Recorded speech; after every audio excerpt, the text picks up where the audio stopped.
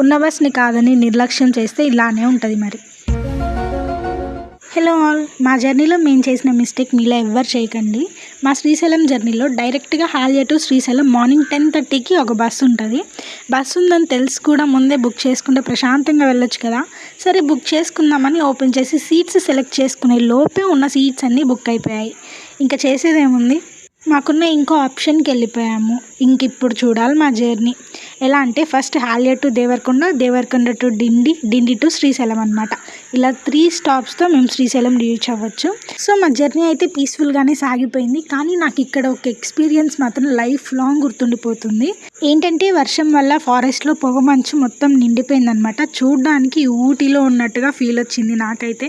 వర్షం పడడం వల్ల అక్కడక్కడ చిన్న చిన్న జలపాతాలు చూసుకుంటూ మేము శ్రీశైలం అయితే రీచ్ అయిపోయాము. మీకు ఇలా ఎప్పుడైనా జరిగిందా? కామెంట్ చేయండి. Like, share, subscribe. Bye bye.